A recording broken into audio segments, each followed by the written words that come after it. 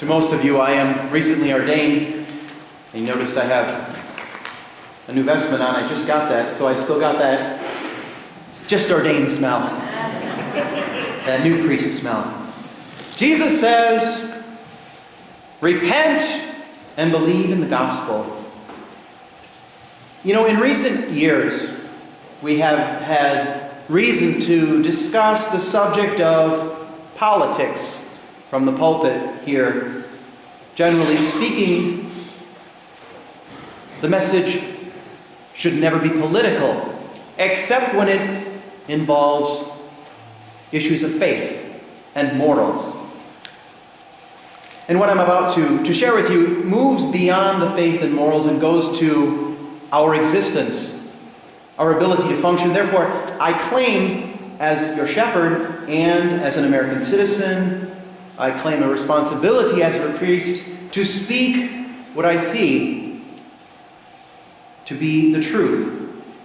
You know, a little more than 3 years ago, after President Obama was elected, but before he was sworn into office, the bishops gave us as priests the permission to tell the congregation about the truth with regards to President Obama's intentions, which was to force the Catholic Church to engage in repugnant actions, or lose our ability to carry out the gospel message in healthcare, in social services, and in education. And that Sunday, 3 years ago, I gave a homily in my previous assignment about the healthcare plan, and we inserted letters into the bulletin. And as you, as well as people across the country, wrote millions of letters, emails, phone calls to Washington, D.C., demanding assurances that the administration would not continue with their plans.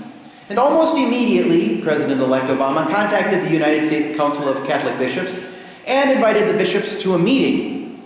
He gave his word to bishops that the conscience clause that exempts religious organizations from participating in those federal mandates that go against our conscience would not be disturbed. At that time, President-elect Obama faked a surprise that Catholics would think that he would do something like this.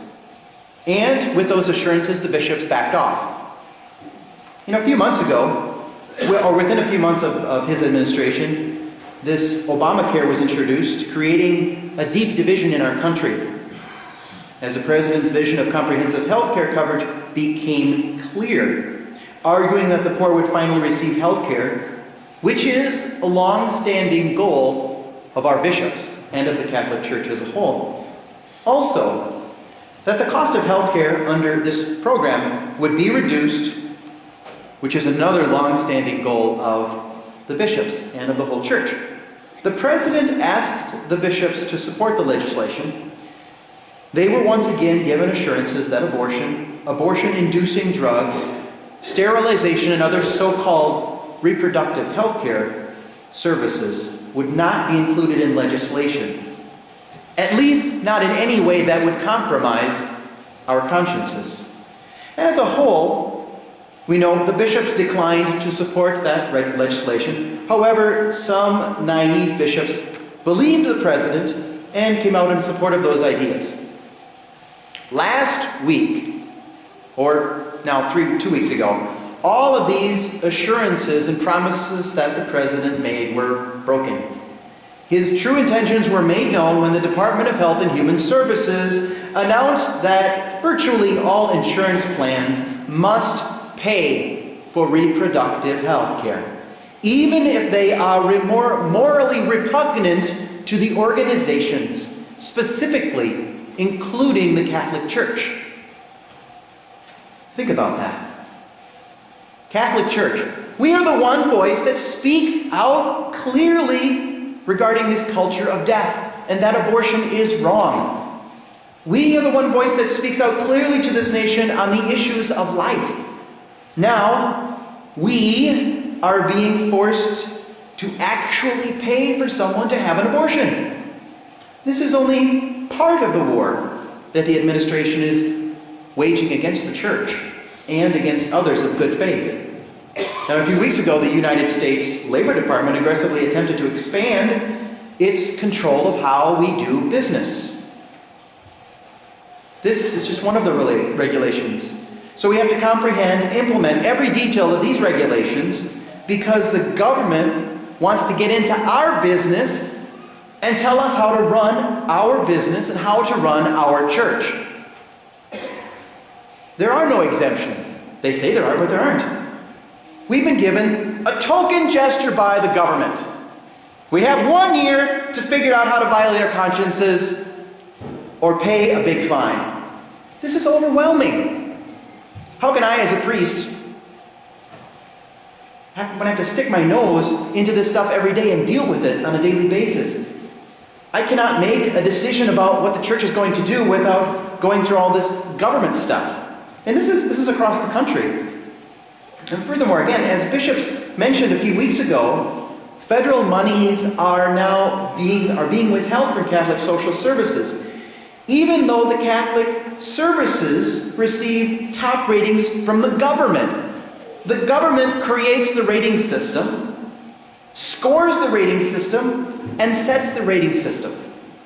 Catholic social services gets the highest score, even though part of that rating system is to penalize the Catholic Church because we do not provide this so-called reproductive service. So the scores drop. And even after that, we're higher than all of the other organizations. Consistently, the government is giving money to other organizations with lower scores. In other words, there are other organizations that reach people, do it less effectively, and cost more, and they will not give it to us because we do not provide reproductive services. One would think that many of the objectives of the current administration would be consistent with Catholic objectives relative to care for the forgotten, the underprivileged, and the needy. And the President has been most eloquent in speaking about this segment of society. And very honestly, his words are very appealing to us as Christians, as Roman Catholics. So why is this administration, why is this president so intent on destroying the Catholic Church's ability to perform our own ministries, which we do better and for less money than the government can do?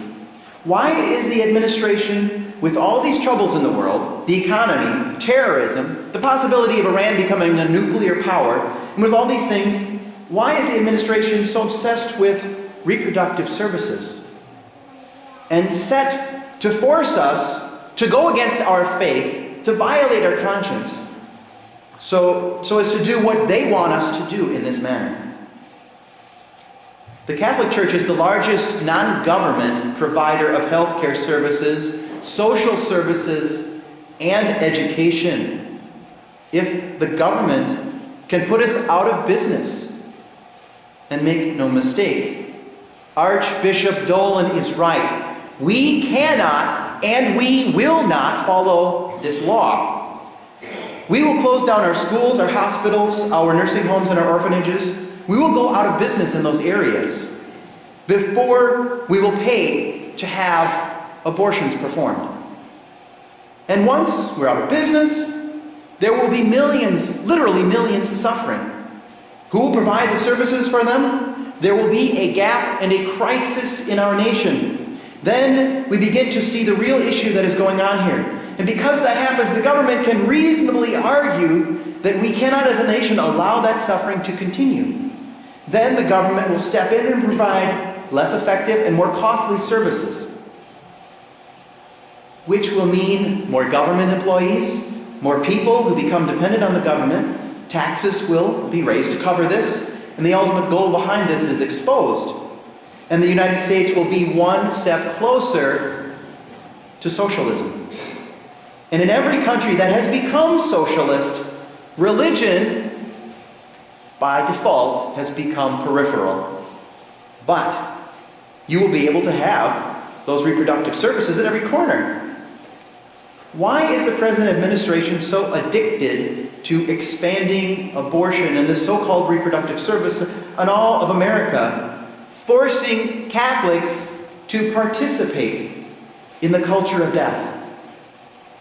Why are we sacrificing the First Amendment of the Constitution of the United States in favor of reproductive services? When did reproductive services become a national pride of our nation? When did it become more important than the Bill of Rights and more important than our Constitution?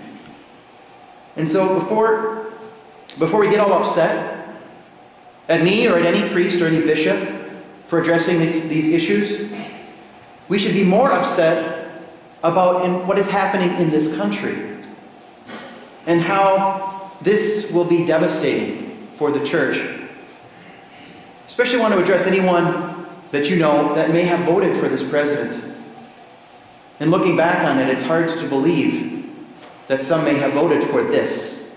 And now, it is necessary for all of us to stand up for the Catholic Church, to stand up for the First Amendment, to ask what the bishops asked in that letter that we read a couple weeks ago, to ask God for wisdom. And we ask everyone to pray and to fast for this particular intention. And there are materials to let our voice be heard. In a bulletin, we put in the addresses of all of the representatives and senators. We must do all we can to stop this. We need to contact our representatives and senators in Washington, D.C. and demand that this conscience clause be respected and preserved regardless of the administration. And let our message be clear to our president. Mr. President, let us be Catholic.